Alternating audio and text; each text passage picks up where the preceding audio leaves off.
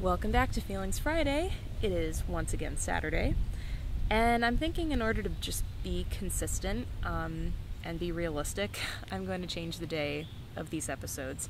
Really the only thing that's been holding me back is I can't find an alliteration for Saturday that's as satisfying as Feelings Friday. So if you have any ideas of what Feelings Friday could be as something Saturday, please let me know, and thank you for your patience.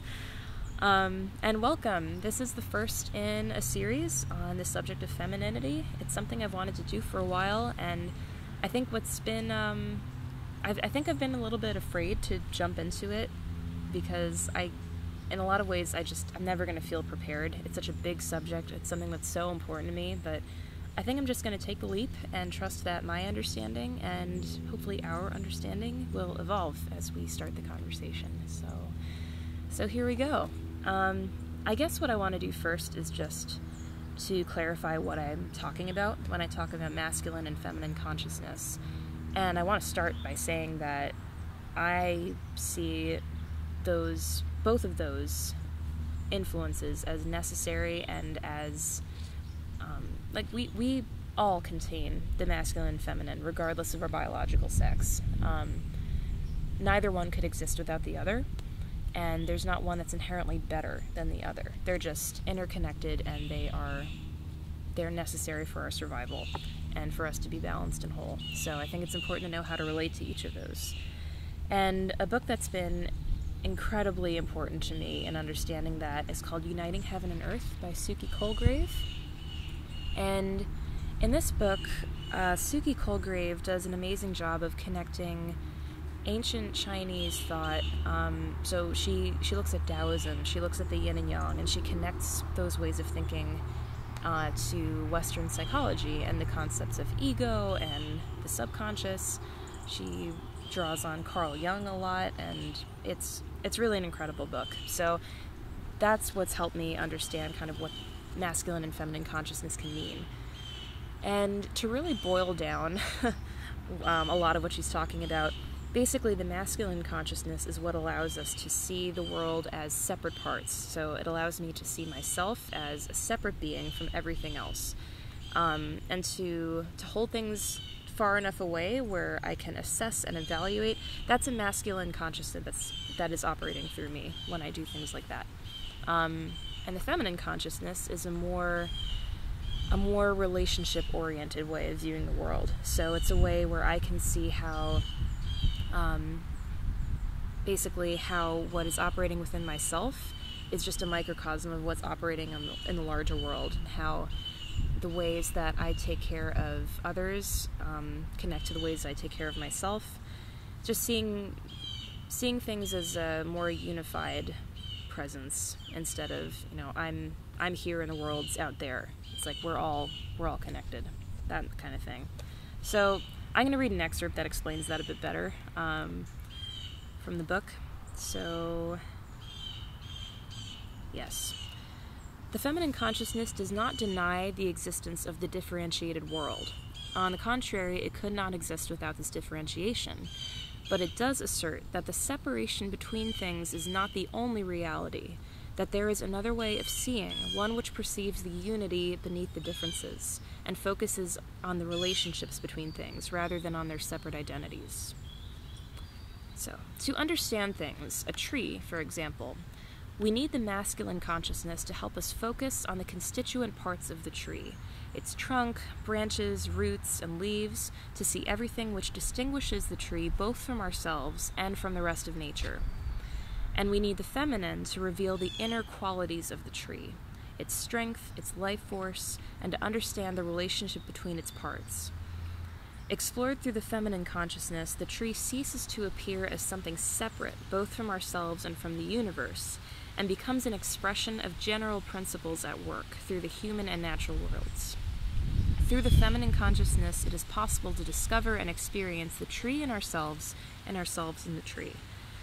So, when we look at kind of the time and the culture we're living in, the masculine way of thinking about things, that tendency to judge and to categorize, that's really the reigning way of thinking.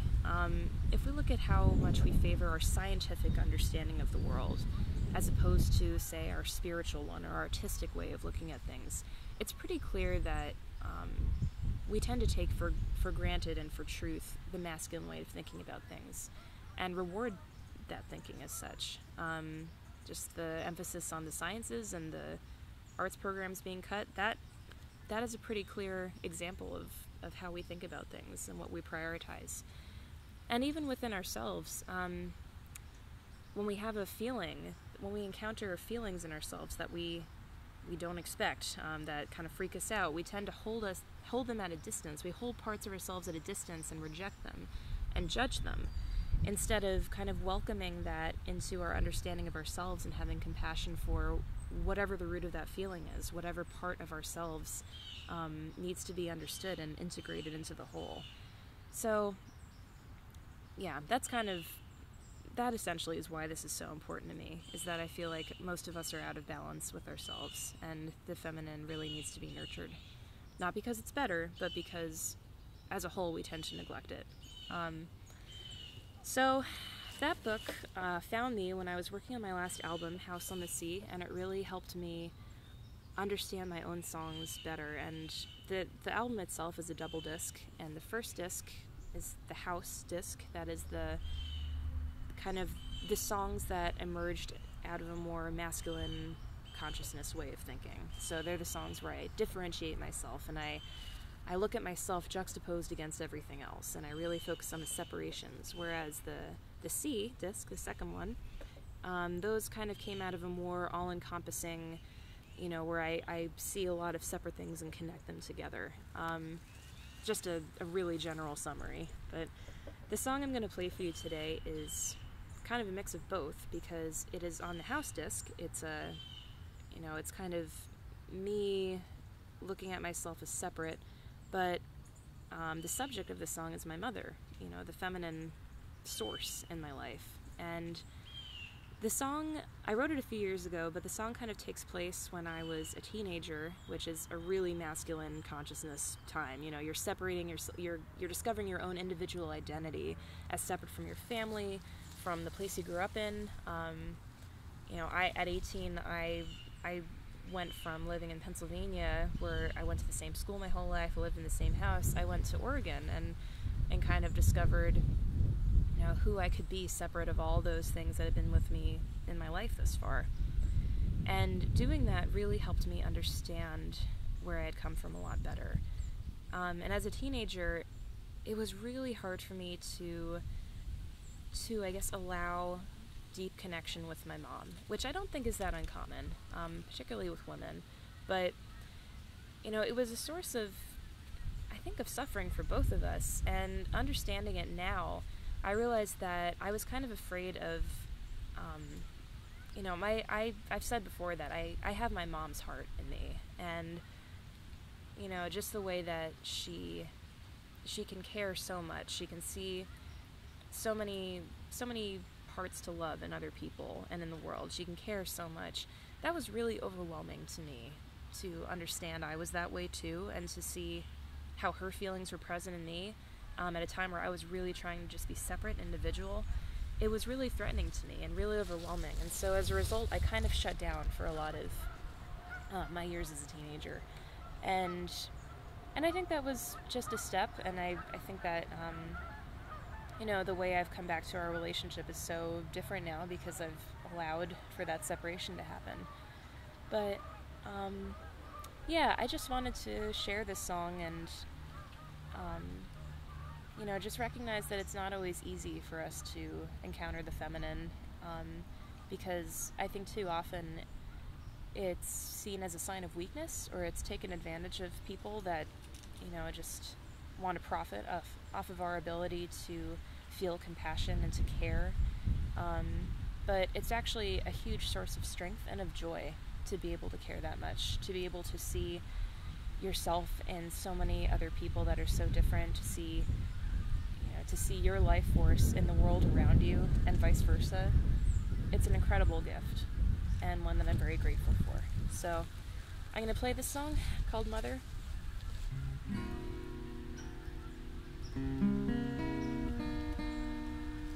pretty cold out. I think this is the first, or the last outdoor episode I'll be able to do because the seasons are changing. My strings are going out of tune.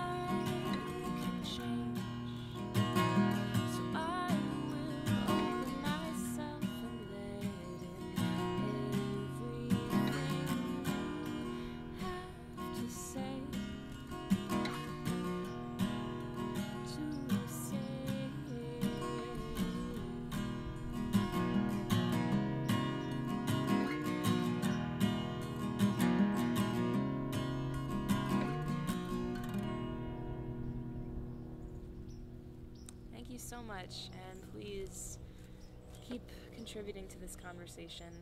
I think it's so important, and I'm so happy that you're here listening. Thank you. Have a great week.